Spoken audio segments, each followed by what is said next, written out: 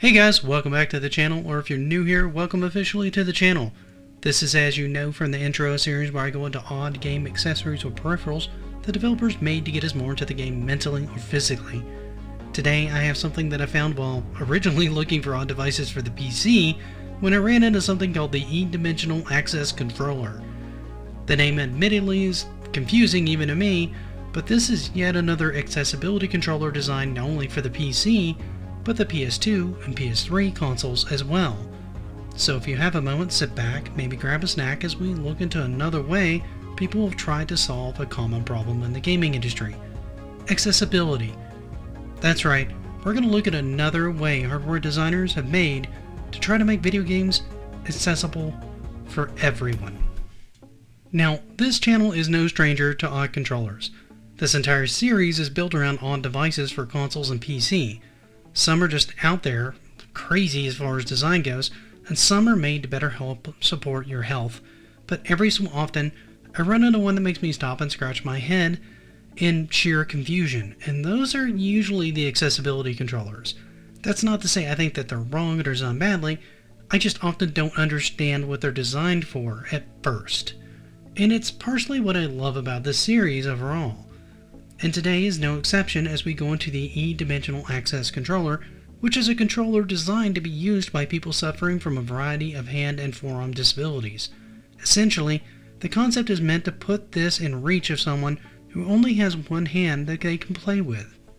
This controller was designed by Ben Heck and released sometime in 2008.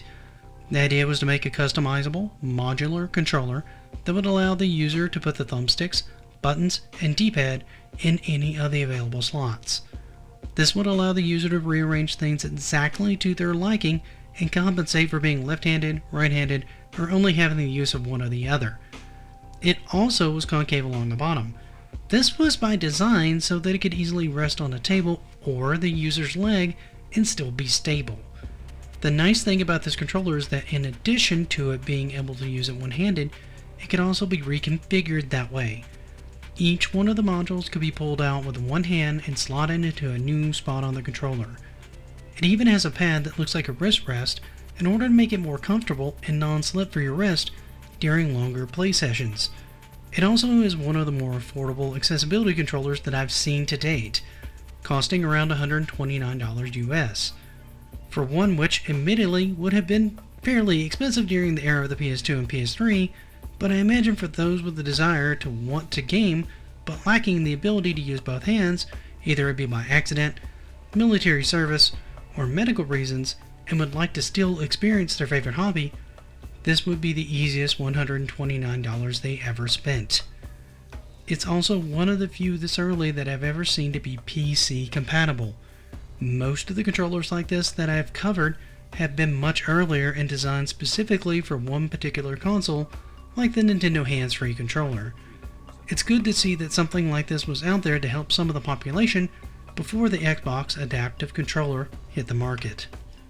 The controller itself really didn't have much influence in the grander scheme of things. It was simply another attempt at a different control scheme with the intent to allow more flexibility in the gaming space for more people. And honestly, for that reason alone, it should be lauded, at least in my opinion. However, what do you guys think of this one? Are any of you a fan of this little oddity? How many of you have ever heard of this one before? Did any of you ever get a chance to use one, and how well did it work? Let me know in the comments. However, for now, thank you so much for watching and spending part of your day with me. If I can ask you for one more favor, please leave this video a like. And if you haven't, consider subscribing, it really does help me out. For now though, thank you once again, and until next time, happy gaming.